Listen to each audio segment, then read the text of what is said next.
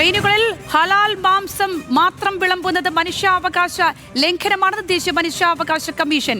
ഹലാൽ മാംസത്തിന്റെ ഉപയോഗം പട്ടികജാതി ഹിന്ദു സമൂഹങ്ങളുടെയും മറ്റ് മുസ്ലിം ഇതര സമൂഹങ്ങളുടെയും ഉപജീവന മാർഗത്തെ മാത്രം ബാധിക്കുമെന്ന് കാട്ടി റെയിൽവേക്ക് നോട്ടീസ് അയച്ചു. വിശദാംശങ്ങൾ ഷപ്ന സിയാദ് പങ്കുവയ്ക്കും. ഷപ്ന, പറയൂ.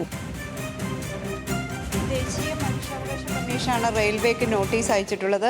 ഈ ഹലാൽ മാംസം മാത്രം റെയിൽവേയിൽ അല്ലെങ്കിൽ ട്രെയിനുകളിൽ വിളമ്പുന്നത് അത് പട്ടികജാതി പട്ടികവർഗ വിഭാഗങ്ങളിലുള്ളവരുടെ അതോടൊപ്പം തന്നെ മുസ്ലിം ഇതര സമുദായത്തിൽപ്പെട്ടവരുടെ മനുഷ്യാവകാശങ്ങൾ ലംഘിക്കുന്നതാണ് എന്ന് ചൂണ്ടിക്കാണിച്ചാണ് റെയിൽവേക്ക് ഇപ്പോൾ ദേശീയ മനുഷ്യാവകാശ കമ്മീഷൻ്റെ ചെയർമാൻ നോട്ടീസ് അയച്ചിട്ടുള്ളത്.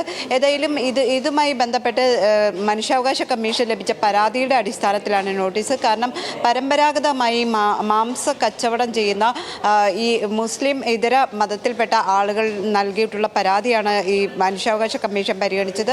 ഈ പരാതിയിൽ പറയുന്ന പ്രകാരം ഹിന്ദു സിഖ് വിഭാഗങ്ങൾക്കുള്ള പ്രത്യേക ഭക്ഷണം റെയിൽവേയിൽ അത്തരത്തിൽ ആ മതവിഭാഗങ്ങളിൽപ്പെട്ടവർക്കായി പ്രത്യേക ഭക്ഷണം നൽകുന്നില്ല.